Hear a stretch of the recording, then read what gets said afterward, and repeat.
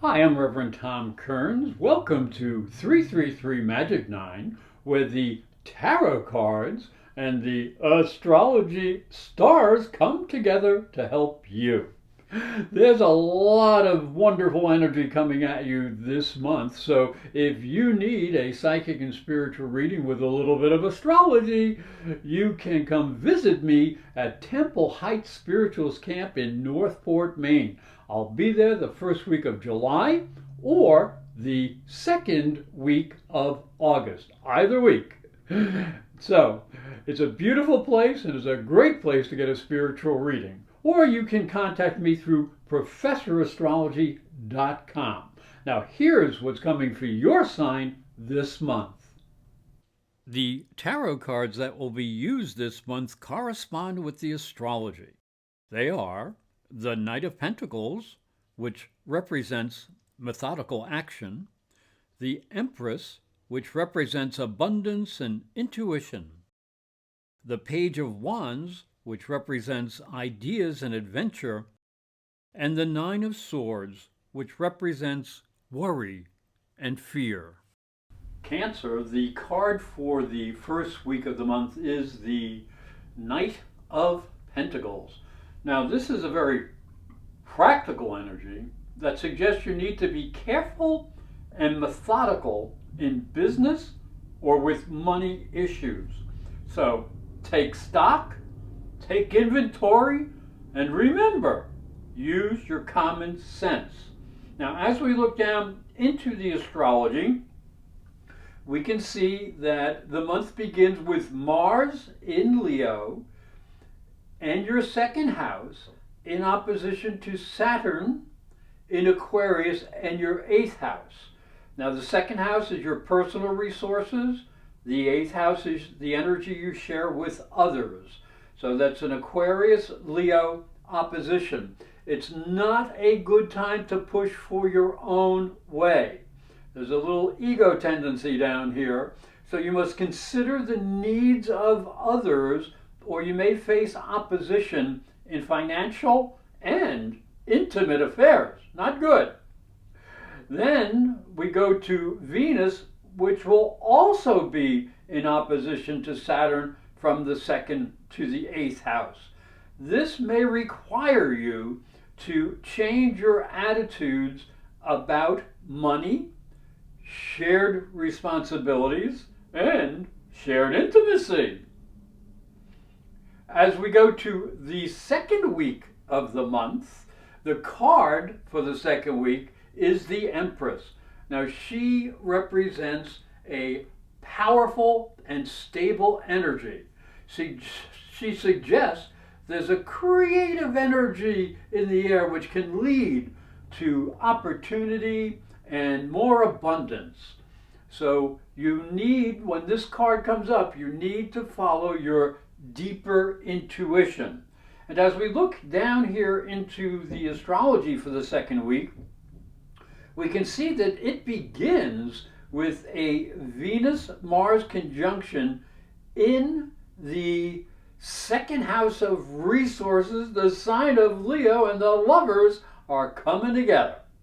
Now, this is a much nicer energy than last week, as opportunities for acquiring money or profits from business will keep you smiling. Just don't spend so much, though.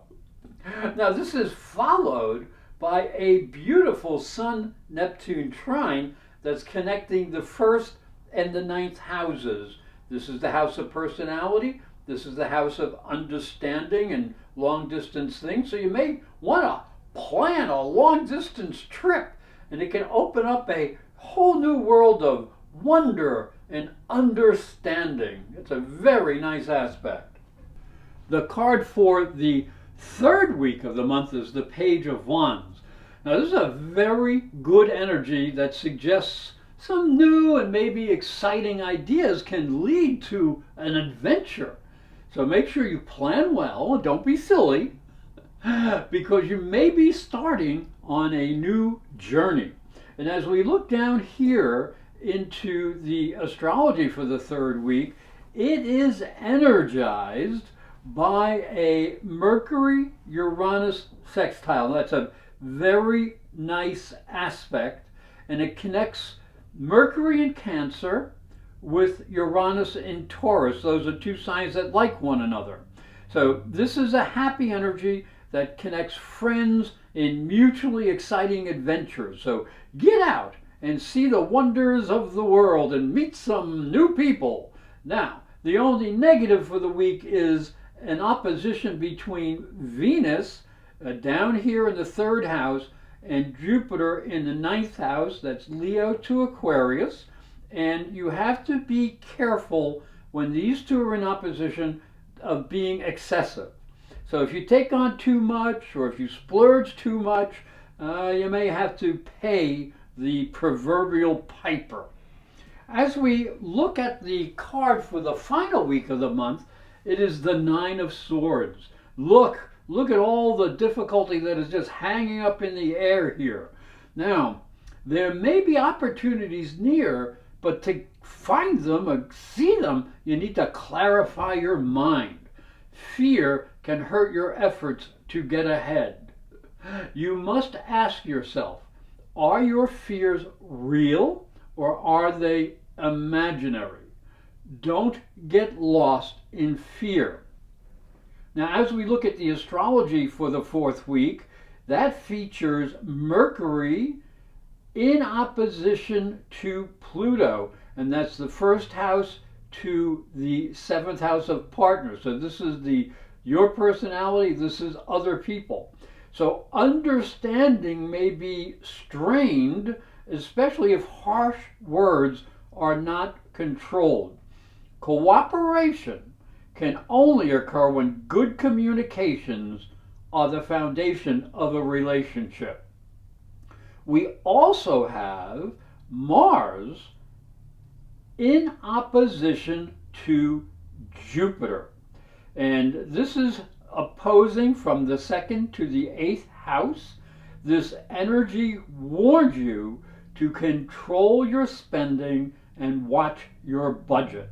And do not get into business deals that are way above your head. Hi, I'm Reverend Tom Kearns, and this is my story. If you are a spiritual seeker, it may help you on your journey. I believe your spiritual development is as important as your religion. If you look at Christianity, it focuses on the life of Jesus. But Jesus was never a Christian. He was Jewish. If this thought intrigues you, you'll enjoy my new book, Light from Water, Freeing Jesus. It's available on Amazon.com and through fine bookstores. And it may help you on your spiritual journey. I'd like to thank you for watching and thank you for listening. Remember to subscribe because these videos are free and hit the little bell for notifications. And for a special offer, visit my website, internetpsychicreadings.com.